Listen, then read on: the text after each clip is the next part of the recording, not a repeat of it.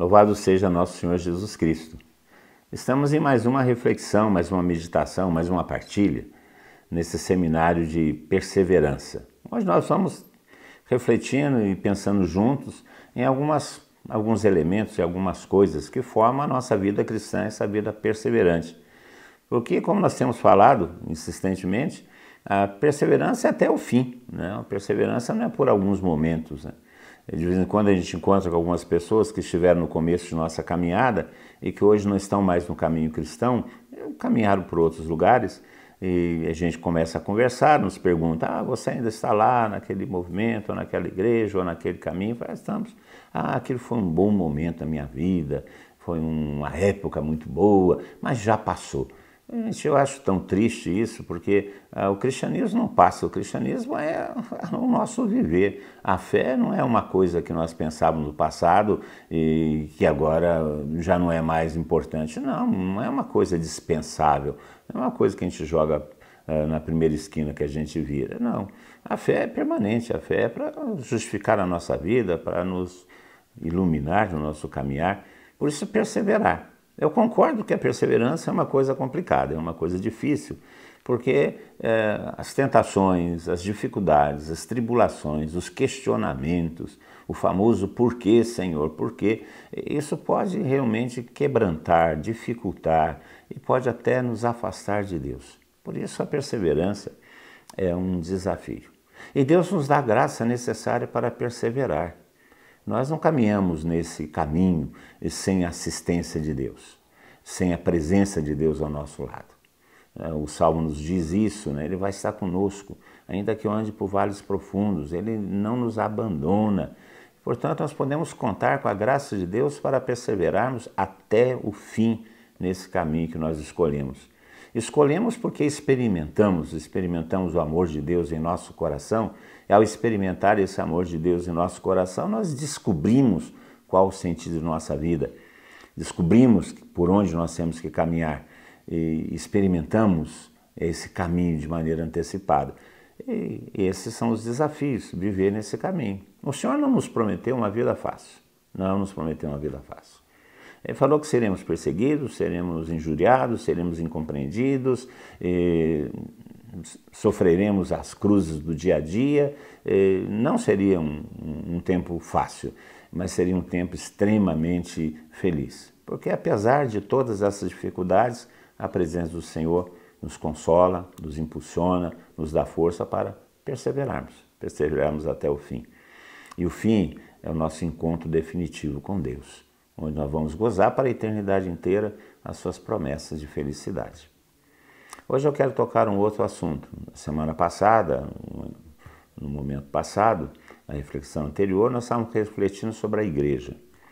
A igreja, o mistério de Cristo, o sacramento de Cristo para o mundo, o sacramento de salvação de Deus para os homens.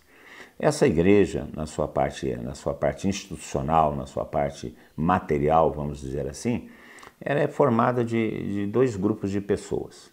É formada da hierarquia, que são os ordenados, aqueles que recebem uma ordem e para estarem a serviço, ordem como sacramento, e estão a serviço da igreja de uma maneira exclusiva e como mediadores dessa graça que a igreja contém para os seus fiéis. Que é a hierarquia. A hierarquia da igreja católica é composta por três níveis da ordem. São três ordenações de uma mesma ordem, que é o diaconato, o presbiterato e o episcopado. O diácono, o padre e o bispo. Cada um deles participa da mesma ordem de Cristo, do mesmo ministério sacerdotal de Cristo, mas cada um na sua própria ordem, a partir do seu próprio sacramento de ordenação. Ordenação diaconal, ordenação presbiteral e ordenação episcopal.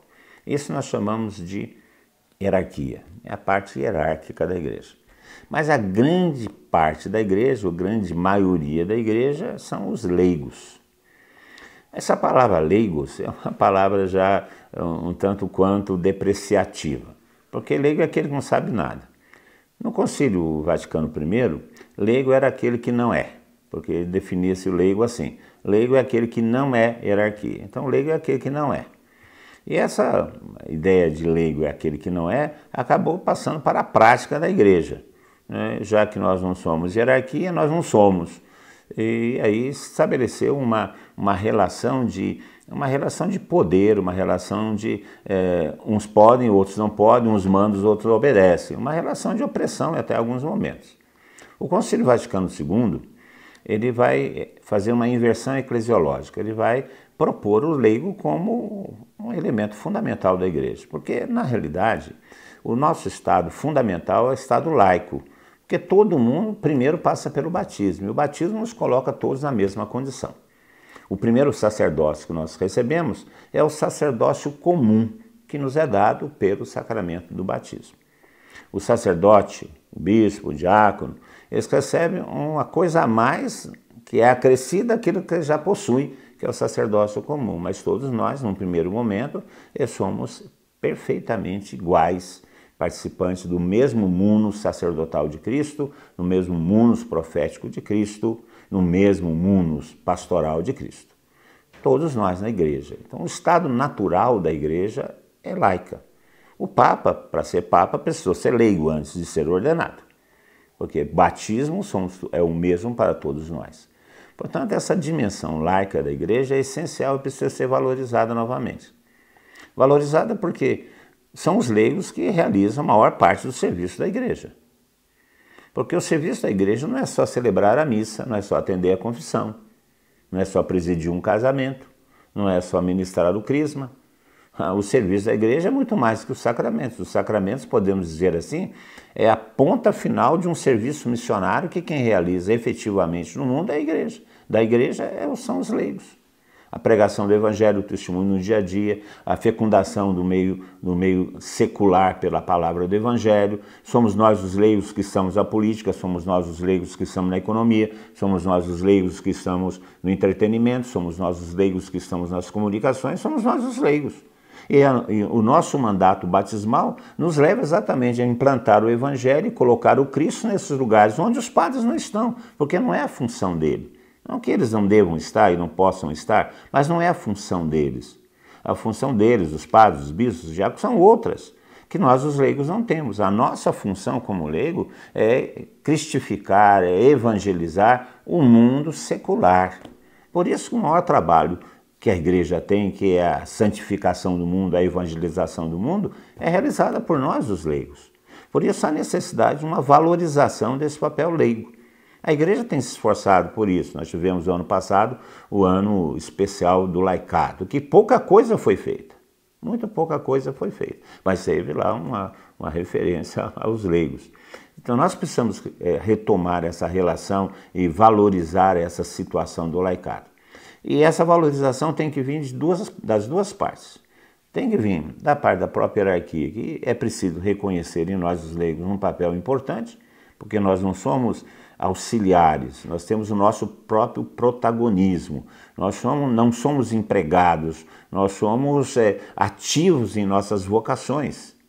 E nós temos que nos recordar que a vocação matrimonial é a primeira vocação, porque os nossos padres, os bispos, eles nascem de uma família cristã que se constituiu por um sacramento chamado matrimônio, porque os padres, os bispos, os diáconos, os membros da hierarquia, não nascem espontaneamente, nascem de uma relação afetuosa e amorosa entre um homem e uma mulher, abençoado pelo sacramento do matrimônio.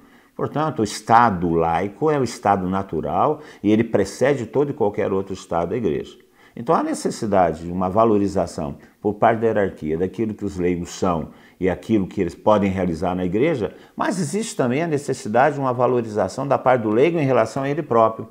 Porque, infelizmente, parece que o ideal dos leigos, na sua grande maioria, é ficar o mais parecido com a hierarquia. E aí desejam cargos e satisfações e projeções dentro de uma estrutura hierárquica não ordenada. Né? Chama-se a clericalização do leigo. Essa dimensão que não respeita a própria autonomia do leigo pelo próprio leigo, achando que o ideal maior é ser um sacerdote. Olha, não é um ideal maior, um menor, são funções diferentes dentro da igreja. São papéis diferentes e complementares e um necessita do outro dentro da igreja. O leigo é a grande maioria. O leigo é a origem do próprio sacerdócio. E ele precisa ser valorizado nesse mundo que nós estamos vivendo. Você que é leigo, você que é leiga, conheça a sua vocação, conheça o seu papel na sua igreja e se coloque à disposição desse papel, dessa missão. Assuma o seu protagonismo. Você não é um inferior à hierarquia, você não é um serviçal da hierarquia, não, você é o destinatário do serviço da hierarquia. O padre celebra a missa para você e ele deve celebrar para você. Para ele também, é lógico, mas é para você que ele preside a Eucaristia do altar. Portanto, assuma o seu papel, conheça a sua importância, a sua dignidade, que a própria igreja lhe dá. Os próprios documentos da igreja nos dão, e essa igreja moderna está voltada para essa realidade, laical que ela tanto necessita. Nós, os leigos, somos importantes e necessários, como são importantes e necessários os membros da hierarquia. Somos uma família que trabalha para uma mesma missão e devemos nos tratar assim. Não somos uns superiores aos outros. Nós somos membros de um mesmo corpo e cada um, como membro do corpo, deve realizar a sua função para o benefício do próprio corpo. Você, meu irmão, e você, minha irmã leiga, pense nisso. Pense na sua dignidade. Deus te fez filho dele pelo batismo, te fez leigo numa igreja que não é só hierárquica, não é só sacramental, ela é também leiga, como Jesus Cristo foi leigo, como São Francisco era leigo, e pode realizar tantas coisas nesse mundo de hoje. Pense na sua dignidade. Você faz parte de uma família, de uma instituição divina, no seu estado de vida, que é o estado laico. Nós vamos falar um pouco mais disso quando falarmos sobre missão, e a missão do leigo no mundo de hoje. Peço à Virgem Maria que os abençoe e que dê a consciência a todos nós desse momento importante que nós passamos, de nossa conscientização daquilo que nós somos na igreja. Louvado seja nosso Senhor Jesus Cristo.